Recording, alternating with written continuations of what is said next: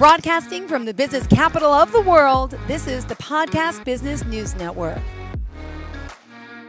We are back with John Riggio, the tennis legend. That's right, as a pro tennis player for so many years, author, architect, he's done it all and continues to do so. Live today to talk more about his amazing career. But first, I got to just give thanks and blessings to everyone. And for you, as our professional of the year, for all these years you've been here, with us, and your show has been doing amazing. You are amazing, and you've done so much. So, Merry Christmas to you and your family. First, I want to Thank start you. off. Yes, You're Mike. welcome. Thank you. Aw, tell us what we're going to get into today. I know there's going to be more exciting stories always with you. Yes, I have so many stories about tennis.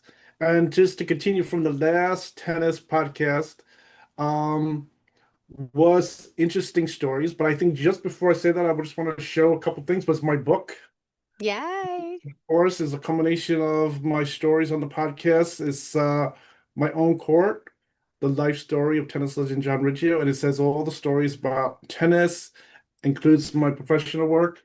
And then just recently, I was just added to the magazine, the top 100 for innovators and entrepreneurs. And I'm here on page 42. And they say the whole story here. It has a little picture of my book and myself on here. It's really good.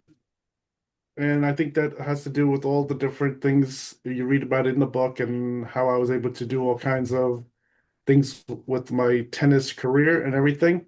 And so from the last podcast, there was some interesting stories. I think one thing about that podcast was I was talking about some different colleges, and I wanted to add a few notes. One of them was talking with Yale.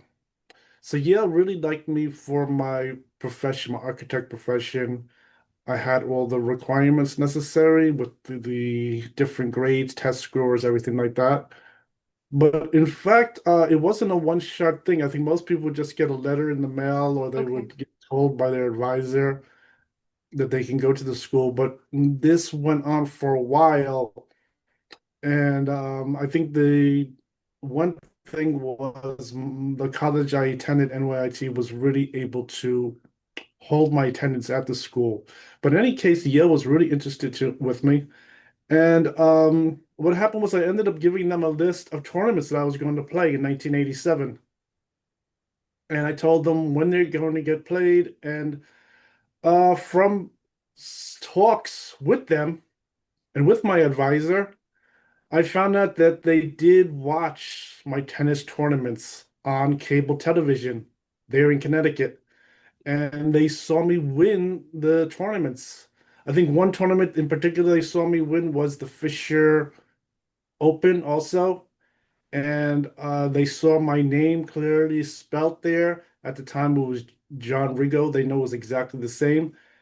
And they were all cheering for me from what the admission office described to me, that there were a number of people watching the match there at Hmm. Yale, and they were all happy about me winning, and they saw the proof of me winning on television, that they really saw that. And they also described back then the cable vision. The cable vision wasn't it was of course extra fees to watch that and the sport channels and everything. Yeah. So they were really watching it on the cable vision, and they had all the channels to watch it there, and they were really impressed with it. There was some interesting things just discussing with them. I had discussed all kinds of interesting things. Like I was saying, most people would just get a letter or they'd get a phone call and it'd make like a 5 minute decision. But with there, I was talking to them so many times about really where I would live, that I would get a wife living there, and how my driving schedule would go, driving back to the tennis center in Flushing, New York City. And there's even some discussion of even having like a security guard. I would hire a security guard to check on me in the college to make sure everything would go safe. They were all very interesting discussions. Most people would just give it a try. I think at that time I was willing to just give it a chance. I didn't have any problems myself giving the whole thing the chance. But in fact, that's what really happened. So that was a really very interesting set of phone calls and all kinds of different things, references of people I know, and all of my references checked out, of course. There were no problems. And so that was really very interesting. I think just I had a similar experience with the Cooper Union also in Manhattan, New York. And I think the overall reason was because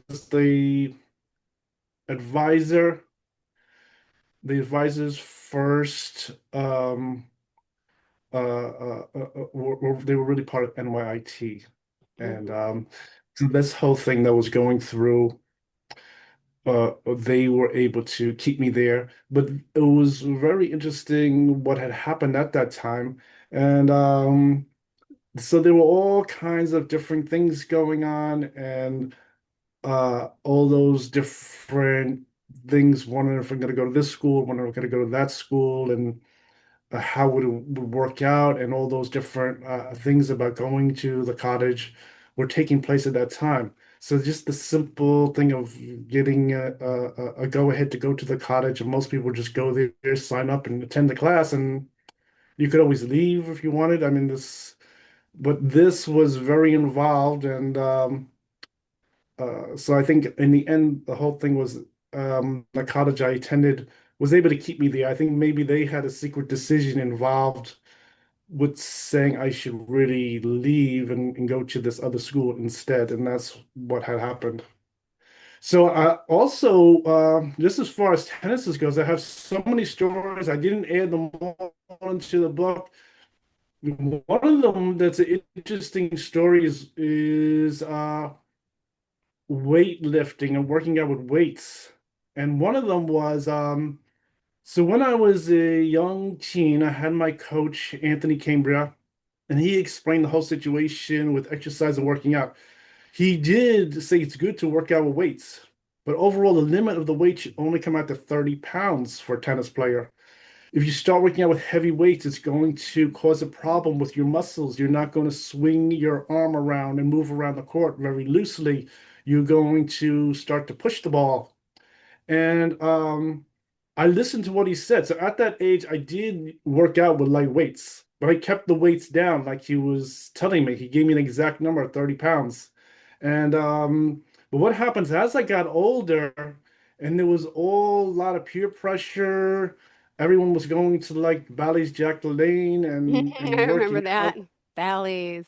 And so when in between the tennis playing, when there were those little stops, what happened is I ended up after work heading over to the weight gym. I ended up getting into too much weights. I slowly started to get into too much weights.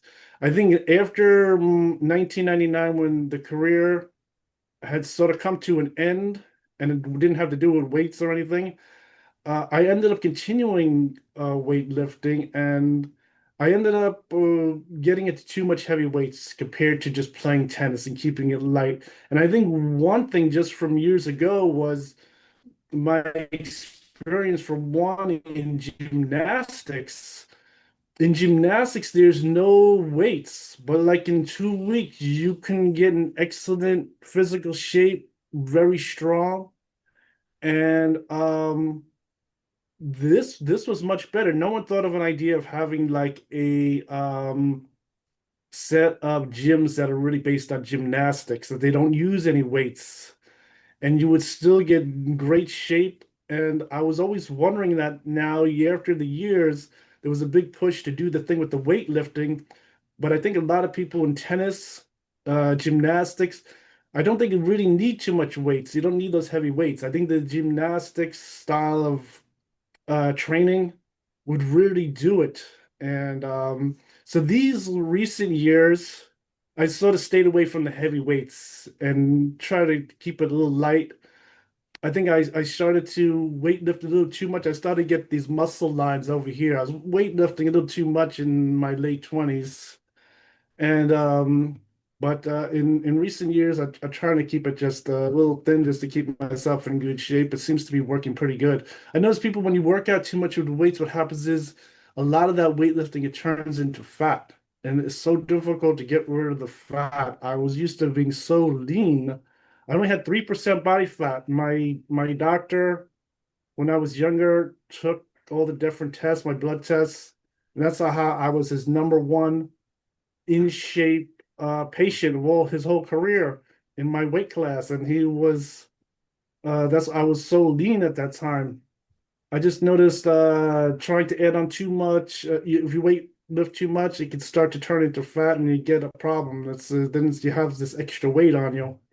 So that was one interesting thing.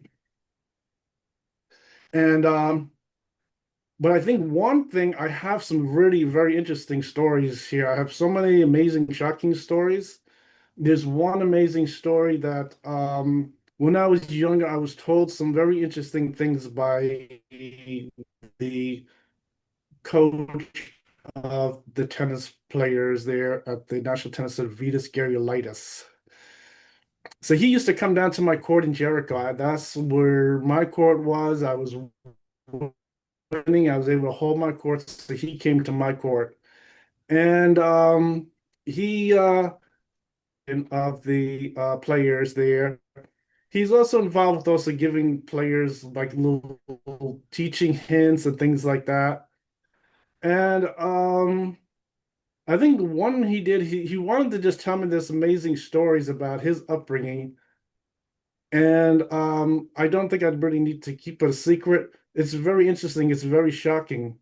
Ah. What he was telling me was a story that when he was growing up, when he was young, someone was making fun of him. And he became so enraged at a young age at whoever this was. I don't know if he was imagining things that someone was making fun of him or what was happening. But what happened, he told me when he took his father's gun and he shot him. Oh. And in the hours after that, he tells me a story that this person died and they went on a hunt looking for who shot him. It turns out Vitas Gerulaitis told me the story that that's when he came to America. He fled and he was living here. He wasn't living here alone. His family was here too. And but the sad thing about it was ever since that time, he tells me he was always living like an outlaw. His whole life, I don't know, he was saying he was living like an outlaw because since he was the captain, he used to tell certain players that weren't winning to leave the camp. Instead of calling them on the phone or sending them a letter or something like that, he did it very abruptly. He used to go up to them and tell them personally, you have to leave the camp right now. So a lot of times they listened. One day I was there, one player he told to leave the camp. Maybe it was a few days later or a week later or something like that. A car drove up and this kid, he got out of the back seat and he ended up shooting at Vitas Gerulaitis and he shot him in the stomach. And and I think Vitas was very interesting. He just walked back to play more tennis. He was able to handle this type of thing. And the kid got back in the car and they drove away. So at that point, I was the first time I told him, are you supposed to call the police? And he says, no, he's not going to call the police at all. Because it's really his job that he's running he's the captain of a tennis camp, and he has to tell people to leave. I think his style of telling people to leave was maybe too insulting to them, causing a big Mm-hmm. problem, made them enraged. This made this happen. So that was one instance. Then another instance happened, I think, a couple more times. One, I was at the National Tennis Center in Flushing, and the same thing happened. He had to tell someone to leave directly to them. Maybe a week later, they come back and they do the same thing. They shot right at him. I don't know if the bullet hit him or anything. And I said the same exact story to him, trying to teach him. I said, you're supposed to call the police. I mean, and he was saying that he doesn't want to call the police because I think from when he was young, those problems made him live in a world where he feels like an outlaw. I thought he was wrong about it, but that was some very strange thing about playing with him, that he was living in a world that he didn't want to call the police about anything, and somehow he just went on the same style. I noticed he didn't change his style of telling people to leave. You figure after the first incident, maybe he would call them on the phone or something. He always kept to the same way of doing Yeah. things. And this was really very strange. I think as far as really crazy things happening also, at the Jericho courts when I was playing my pro tennis, I guess I was there, and wherever I was playing, sort of like, what kind of people were around the courts, I look over next to the high school and I see an older male. He looks like maybe someone's father, like he's a father to someone's child going to the high school. So I see him walk over to the high school, and I see him walking back with a kid next to him. So I thought, wow, that's his son, and he's walking him home, right? Mm-hmm. And when he gets right to the house that they're living in, which is right adjacent to the high school, I see him push this kid. He pushes him, like pushing him down to fall down on the floor, and then grabs him. I ran right over to the school, and I met someone there at the school. He must have been a school teacher. I really don't know even who it was, but I told him right away what was happening, and he called the authorities, and they were able to get this neighbor.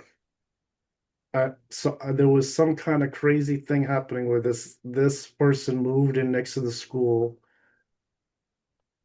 was taking I don't know how many kids, and then he ended up this particular young kid.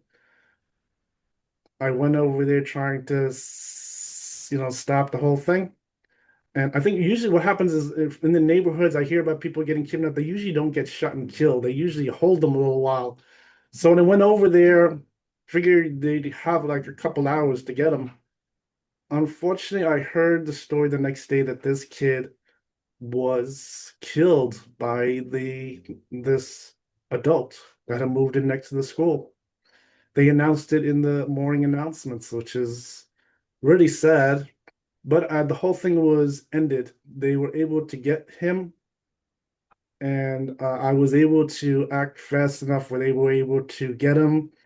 They got him in the act of whatever he was doing there next door, and they stopped the whole thing. Oh. And so that was another thing that was going on. Yeah. So playing my tennis there, I ended up seeing the strangest thing, and I stopped it immediately. I didn't think it was funny or anything like that, and really just ran and got help right away and stopped that whole story. I mean, that was really unbelievable. And so that is one very interesting story that happened. And so I just wanted to share that with you. And I think with the stories, like with yeah, with that interesting story about with Vitas Gerulaitis that was there, and that was just an interesting story that was going on years ago. Mm-hmm. Uh, I think the thing with him doing the things, having people leave the camp and things like that, maybe he had to find a better way to do it. And I thought it was a little interesting that they didn't change their style of doing things either. They kept up that same idea of him telling people to leave and bringing about a lot of anger. And of course, they blamed Vitas. I don't know if Vitas was really the one making the decisions even to have him leave the tennis camp. It might have just been that the player lost too many matches in a row. And I know from playing in the that tennis camp, I went past 18 years old and started playing with the adult players. The first pressure is they tell people to lose the match. they tell them to lose the match. Then by losing the match, you're supposed to do better. Like they'll give you some other matches someplace else, and then you could win. And so if someone's playing there, first they give people the pressure to want to lose the match instead of winning the match. And then if you then lose a few matches in a row, they can then tell you to leave. They look at the numbers, see that you lost the matches, there was no matches contested, and then they'd have the person leave. A lot of times when people leave, they might not get angry. They just find someplace else to play. Some people, they just give another camp a try. Hmm. Um, there's even that idea, I think, going through the ITF, if you don't make the ATP, which is the top league, which I played in, you could play the ITF. But the ITF, what they do is they give you some time to see if you can improve slowly in the ITF, and then they give you another chance to make the ATP again. I once did give some people a second chance. One of them was at the Flushing. Vitas Gerulaitis put this together where he got some players, the top college players, the top ITF players, had them play me, and I was to recommend one player. So I went through playing them. I won every match against the opponents, but I was able to see how they played. And I did recommend one of the ITF players to move up to the ATP. And my choice was turned out very good. He stayed in the ATP playing for a number of years. He didn't get moved down or lose. So he was a lucky player. He got his second chance, and I was able to point out that he was good to play, and he did make it again playing in the ATP. So he was lucky. And Vitas Gerulaitis also selected another player of his choice that he liked, and he played for a while too. So he was also in there. So out of that whole group of players, two of them were able to stay with the ATP playing and trying to make it and win matches. So that was really very good. And so that was interesting. I think the downfall is the players that got turned away. Some of them couldn't handle it. They were too angry. There was a little bit of money involved at that time. There was about $20,000 per match involved with them playing to try to make it.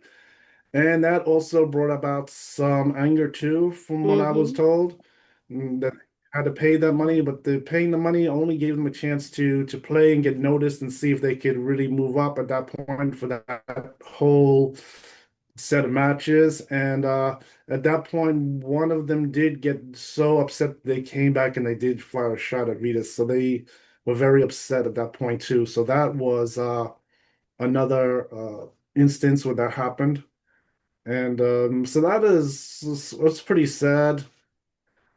I think over the years we didn't really have that kind of problem. I didn't have that kind of problem. I don't remember anything happening like that. I noticed there was a lot of outrage sometimes coming towards my sponsors and myself. Sometimes I talked about the incidents. I have them in my book too. The incidents with that happened here with Vitas, Gerulaitis, with these incidents, I did not put in the book.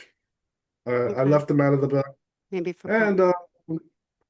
it's not necessary for me to add them in the book. I don't think I'm going to add that particular story there. Hmm. It's it is something that's a very interesting story. I think his also his problem where he didn't change anything that he was how he was telling people to leave. Maybe initially he was taught to do it that way. I don't know. He didn't explain that if he was taught to how to deal with the players, if he took any official training on how to deal with the players. And then I noticed he didn't change what he was doing. And so that was a really sort of interesting. And then also what happened when he was a very young child, put him in a world where he felt like he was really living outside the law. which is very interesting. I think I could share a picture of Vitas Gerulaitis. I think while at it, I just did a little check, and I have it here. Let me just share it. Sure. Okay, so this is his And we just Wikipedia, got three and more minutes, all right? Just want to make sure. so I Oh, think here you pretty much show this, and there's no indication of anything like that on here that he yeah. had that kind of thing going on. I was lucky that whatever his situation was didn't affect me. Mm-hmm. Uh, that's pretty good. I think I guess when he had that problem with people taking a shot at him, the bullets didn't seem to come over to me. So I'm happy about that because it's sort of just some kind of situation he got him in. And I think not calling the police at any of the incidents might have kept that problem going with him. That's why I kept suggesting to him he should just call the police. It doesn't make a difference if he feels like an outlaw. I explained to him. And then, I think it was lucky it was just an isolated thing that they were going after him. He was to blame for what had happened, which is pretty sad. And then this here,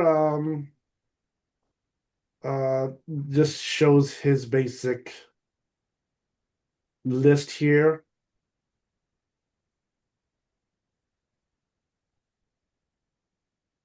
I think I just went through his Yeah. list here. Okay. And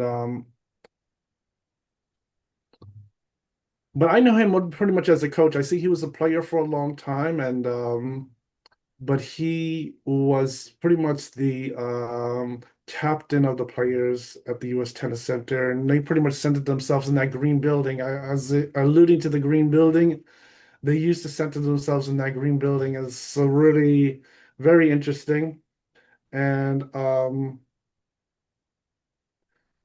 so that was interesting. And Vitas Gerulaitis also had very interesting facets about him. Just to say that he was also something they don't show here, but he was also a actor. Used to do stage plays. He had amazing acting ability. I think that acting ability once overrolled in one tournament that he was saying that he won, and Okay. I was told it wasn't true. So Oh, I think that's why with the tennis, there's some things with people getting acting training, and then the acting training turns out to start to cause a fraud. And that was one problem. The only thing about acting training that people would do is if they took their acting training class, they told me it might equal like a nice little spot on maybe like a news report of okay. them or that. So taking that acting class did help them. I think it developing into like a some kind of lies or frauds of something is a separate issue.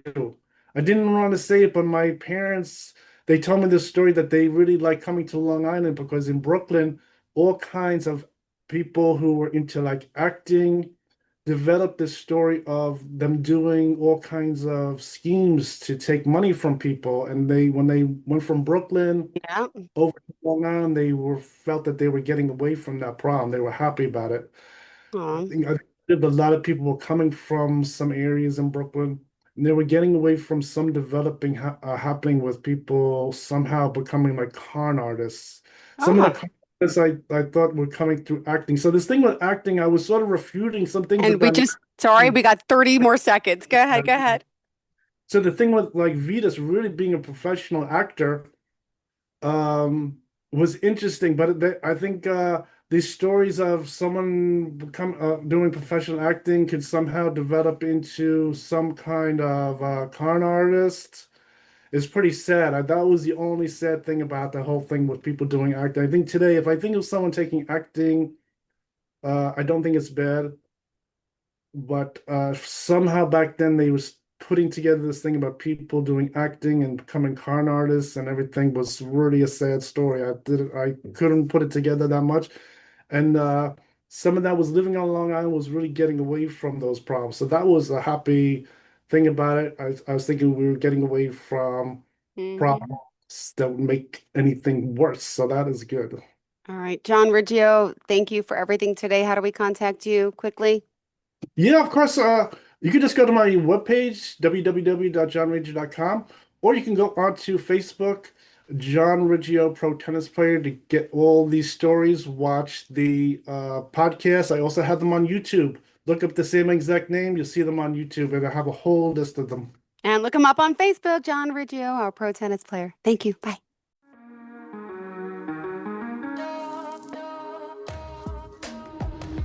Broadcasting from the business capital of the world, this is the Podcast Business News Network.